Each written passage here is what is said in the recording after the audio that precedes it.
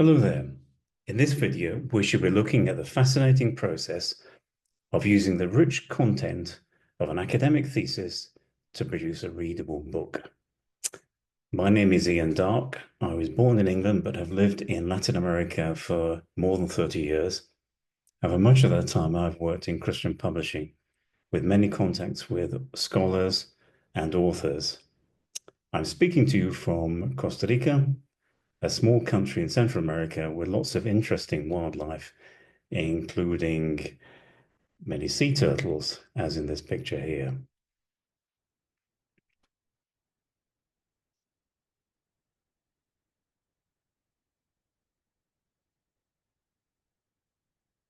Producing a book is an important matter as both the church and society in many parts of the world need more and better Christian books that are relevant and biblical.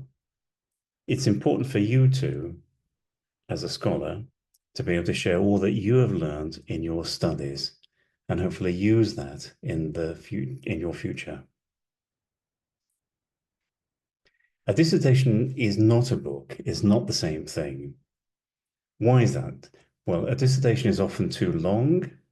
It uses complicated words. It covers many different ideas or subjects, and it doesn't really get to a simple, straightforward point. It contains a review of literature, statistics, a lengthy bibliography, words in a foreign language, Greek or Hebrew. In general, a dissertation is too long, too complicated, too broad, and doesn't get to a clear point.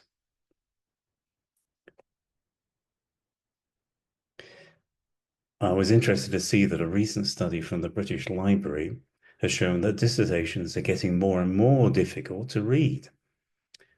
So what can we do to extract a book that can benefit many from a thesis and which is sufficiently easy to read and accessible and useful to a wider public?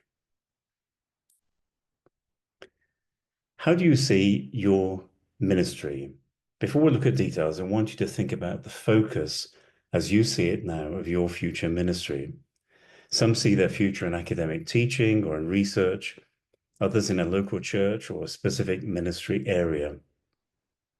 My two friends in the photograph, René Padilla and Samuel Escobar, have been key figures in the evangelical church in Latin America, and both brilliant, both have doctorates, both saw their calling to work with the church in a prophetic ministry.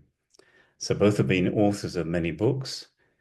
Both have given lectures or conferences or taught at seminaries and universities. But both have felt called to reach and challenge the whole church in a prophetic way. And it was interesting to see here recently Samuel saying if he could rewrite his books, he would rewrite them in even simpler language to reach in an even wider public. So there are many ways you can see your future ministry, which will affect really what you want to do with the book that you produce from your dissertation. How do you see your ministry developing in the future? Having a clearer idea of the direction of your future ministry, let's now look at the options you have to produce a book that will serve the church and help and enhance that ministry focus. In some cases, it has been possible to publish a complete thesis. On the whole, this is not a very easy or very happy option. We'll come back to this later. Much more common is to produce a simplified, slimmer version, but still academic, of your thesis as a book. Some dissertations, and this is important, lend themselves to producing more than one book, maybe a selection of articles, but you needn't think of producing using the whole of the thesis for producing one book. For many in ministry, the ideal option is to produce a book that will have a wide public, a wide readership in mind. Two key questions are, what is the key message from your thesis that you want to share? And who would you most want to share that message with? Of all the discoveries you have made, what is it most you can share with other people, who do you want to share it with? Whose minds do you want to change? Whose attitudes do you want to affect? Who do you want to challenge or to inform? These ideas of message and public might become clearer if we look at some examples of dissertations that have been turned into books. Federico Villanueva's thesis on the uncertainty of hearing, studying the sudden change of mood in the Psalms of Lament, it's a PhD thesis. He wrote this in part because in many parts of the world, Christians are told they should always be triumphant and rejoicing. Ulrico has had experience working in a slum area of Manila where life is tough, and he knows it's not always easy to, or realistic, to be rejoicing and triumphant. And the Psalms are very realistic and they show a wide range of emotions. So his message was to that public, to ordinary Christians and to preachers. And his message was that it is okay for a Christian to be down, to be sad, to cry, to be afraid, to struggle, or to be angry. Christopher Hayes' book on Luke's wealth ethics, studying their coherence and character, deals with challenging passages in Luke and Acts on renouncing wealth. The theses are technical, but the message is a clear call to take Scripture seriously and how to interpret it, particularly in this challenging area. The book that he produced from the thesis is not difficult to read. It flows and is gripping. It's public as serious Bible students and preachers. And you can see there that it was produced in both English and in Spanish. Ini Dorcas is from Burkina Faso, a majority Muslim and animist country of more than 24 million people in Central Africa. The Christian church faces many challenges there. Her thesis, Beautiful Women Communicating the Gospel, and analysis of women's contribution to the growth of the church in West Africa. And you can see the message of the book with its arresting title, Women Do More Work Than Men, is to affirm the role of women in the witness of the church and the public and church leaders who she wants them to take women's work and ministry more seriously. So there are three examples of a thesis, a dissertation that's been turned into a book. So let's look first of all at the clear message that you have to share and who the message is for, your public. Often as you start to think about your public, you have a clear idea of message and vice versa. But we'll start with the message. How do you isolate a key message from all the information you have in your thesis? Here is a quote from William Germano, who was a senior editor in the University of Chicago. And he writes from his experience of working with many scholars, helping them to produce books from their thesis. He said, when a dissertation crosses my desk, I usually want to grab it by its metaphorical lapels and give it a good shake. You know something, I would say, if you could hear me. Now tell us what it is in language we can understand. That's from William Germano. Something that many editors talk about is identifying a core idea. You'll have discovered in your research many different ideas, much information, but you can't think of trying to share it all. Don't think of trying to do that. As we said before, you can always write more than one book, but the idea is to fish for one key idea, one lesson that is important, that's interesting, which you can develop into a book. Now, so you've got an idea of what your message is. Now, who do you want to reach? Who do you want to share that with? Book publishers will talk about the market for a book, not because they want to opt for aggressive marketing, but if we want people to read your book, the best way is to convince them that they need to buy it and then read it and apply what is inside the book. So who is your public or your market? Who do you want to reach? And don't say everyone. You can't reach everyone. You could think a bit like a preacher. A preacher, if you're preaching to a congregation, you get a feel of where your congregation is, and you will adapt the way you say it according to that public. Who is that public? Who have you got your eyes on?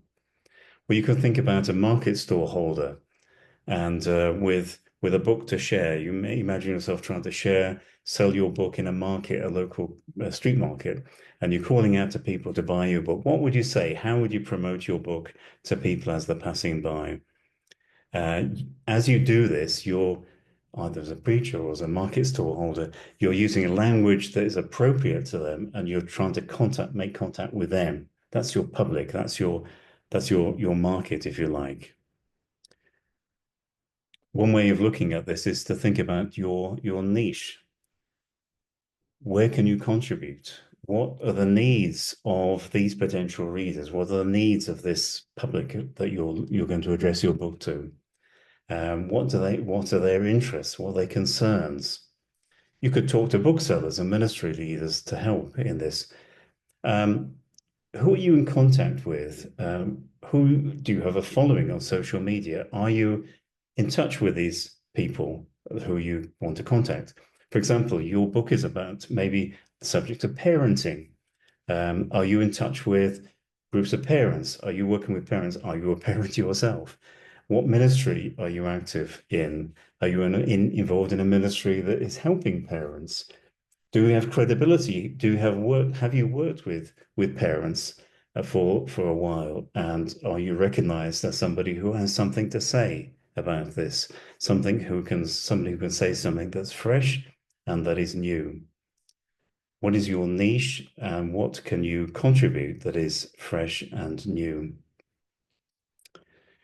So we looked at the message and your public, the people you want to reach. So how do we then go about carving out a book with that profile from your dissertation, which may be pretty long? First of all, this may hurt. You need some major surgery. You'll need to cut out big sections from your dissertation. You'll need to cut out maybe research processes, questionnaires, technical bibliography, side issues that you needed to develop for your thesis, but are not central to the message you want to isolate. You need to cut out so much and focus on what is fresh and what is new and is really going to be helpful in the construction of a book.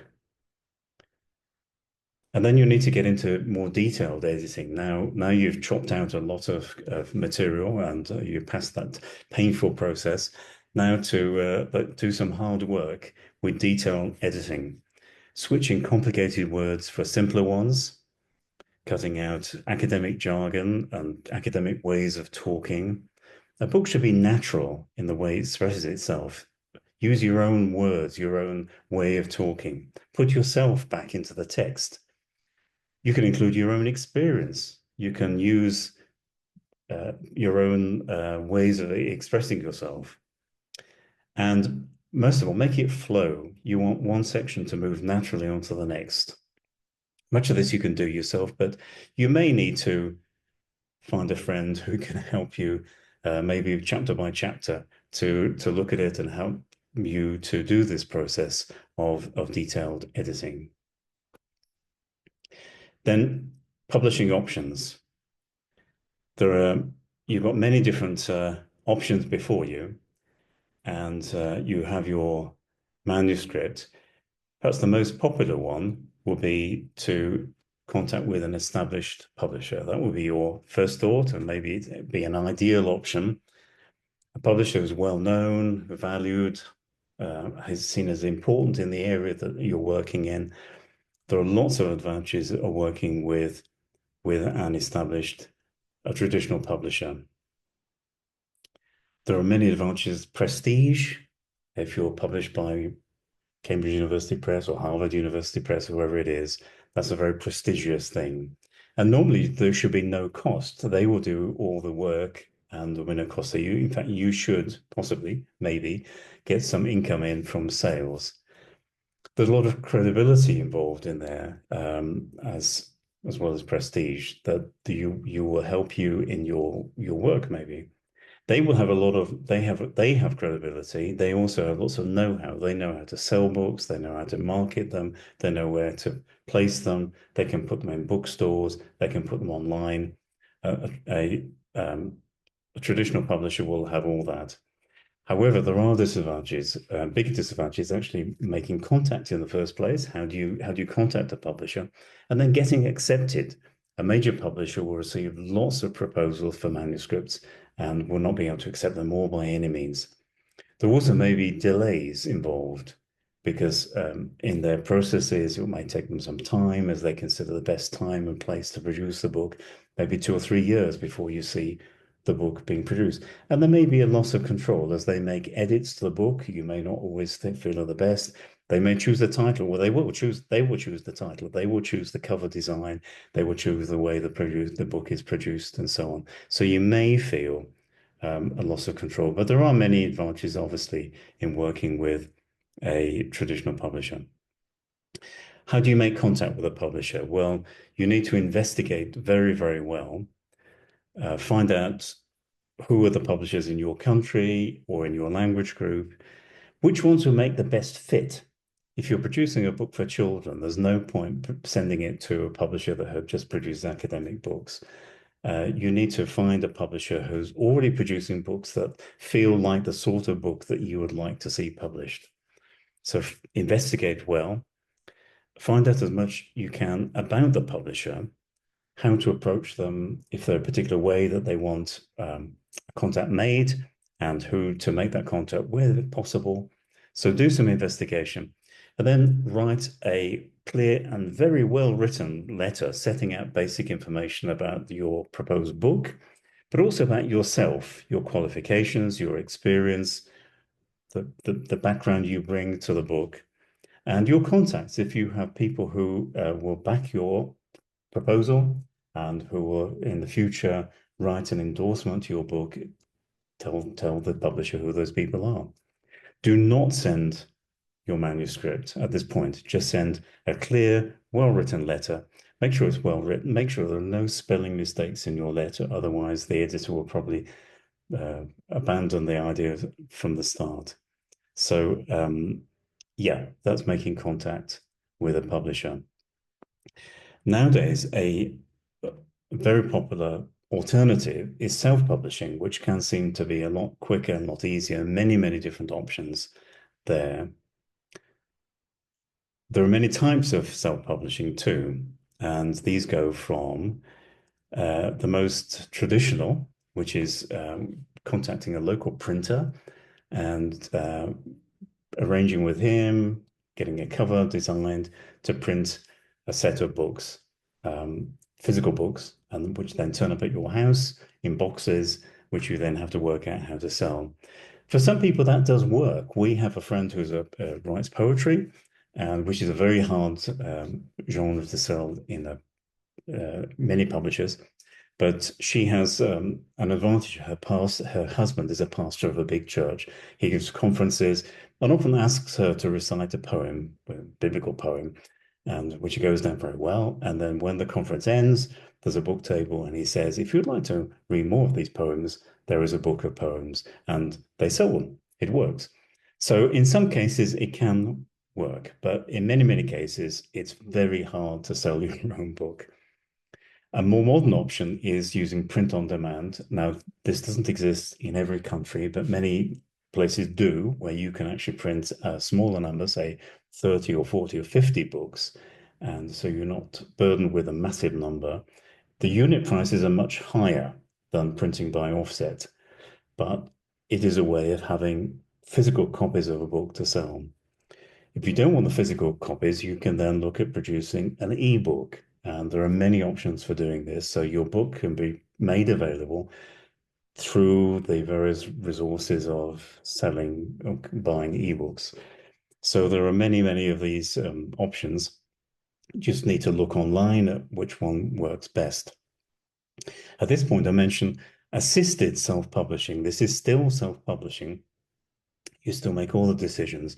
But there are places, several businesses, which offer a one-stop shop self-publishing um, deal. And just to help you to do that, they might take charge of doing the book cover, and they may offer an offer to produce a book as an ebook, but also print on demand and sold through various channels. So that is an interesting option available now.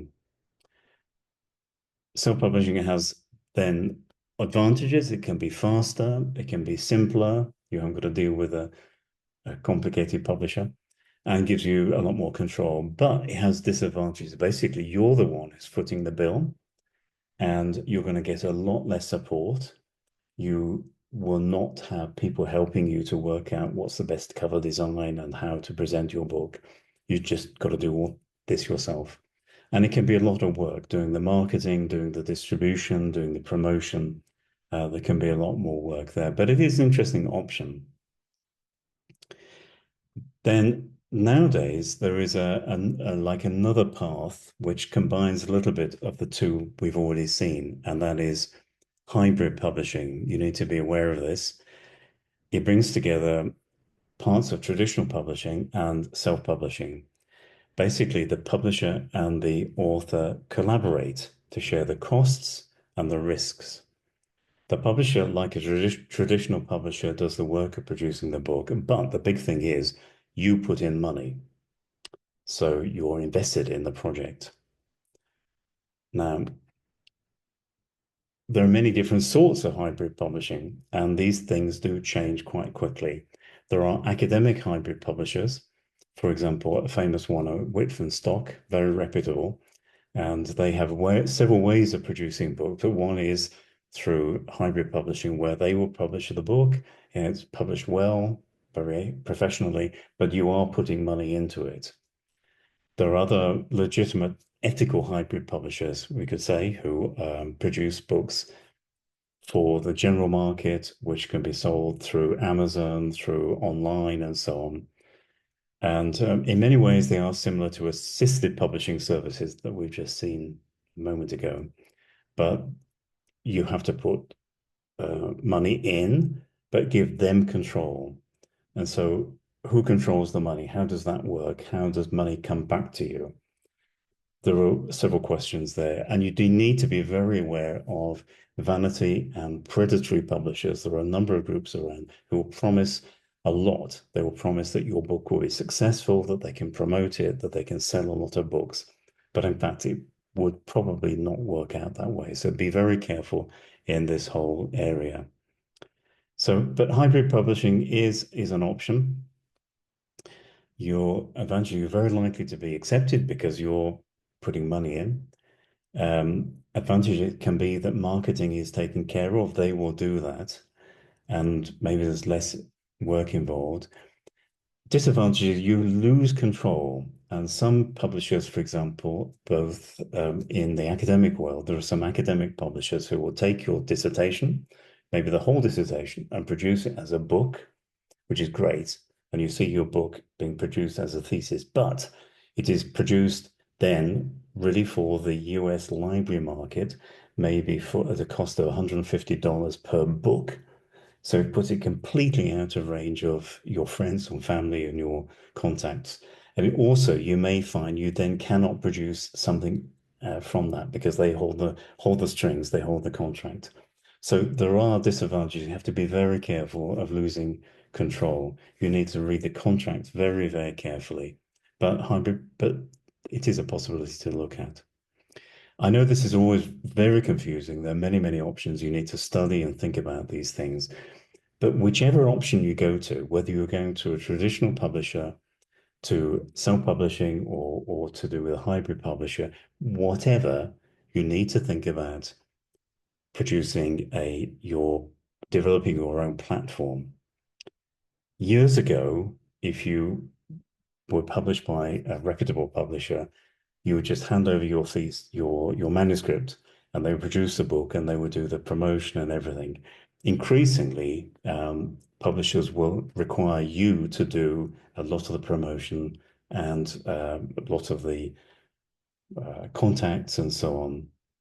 Uh, in this slide, the left is a web page of from a friend of ours who's a Christian novelist, produced books with Penguin, and Penguin insisted that she should have her own webpage, that she should go to conferences, she should speak, she should appear for book signings, and so on. So it was a whole series of things that she was asked to do to promote that series of books there. Really, the question is that you need to ask, you maybe not need to do the same as she had to do, but to ask yourself, how can I keep contact with those who want to read my content and who I want to be in touch with? Email lists may seem very old-fashioned to some, but they are very, very, very important. And most publishers will reckon the importance of keeping a very good email list of anyone who's had any contact with you. So you can send out a bulletin once a month, information when your book is produced. There are many programs like MailChimp that can help you send out bulletins by email. A web page is often really important as a sort of landing page where you can put information about your books. It could be a blog. It needn't be expensive. You needn't be trying to sell things through your web page, but just to show information. Some people are obviously very happy using social media, as others of us find it more difficult. And obviously, this changes all the time. I mean, a lot of publishers nowadays are using TikTok of all things. But you think about using social media, whatever is appropriate. Who are the people you want to reach, and how would they access information? How would you, which were those would be the best ways of contacting them? Conferences can be very important, again, depending on what area you're doing. If you're producing a book about parenting, are the conferences to do with parenting that you can go to and share? Church and ministry contacts, develop all the contacts possible. And something it's quite easy to do is to set up free webinars using Zoom, for example, and offer free webinars on different points to do with your content of your book. Making a decision. This may all seem very complicated, but we do want to encourage you. You've learned a lot through your studies, have a lot to share. And good, but as we said before, good, helpful, and relevant Christian books that are biblical based are so needed and so important. So please do think carefully and don't waste the opportunity. Don't jump for the first option, which may not be the best. Talk to friends, look out experts, investigate, think, and pray, and don't frit away the opportunity to produce a book or more than one that will be a blessing to many and very good, useful in your ministry. If you would like to know more, do take a look at my book, From Dissertation to Christian Book, and published by Regnum Books. You can buy it in printed form, including through Amazon and so on, or download a free ebook version, free, from the address here, regnumbooks.net. That's available under a Creative Commons license. So do take a look at that if it would be helpful. And if there's any way I can help, I'd be happy to do that. And so thank you and goodbye from me and from my wife, Brenda, you can see in the photograph, who is also a published author. Thank you very much.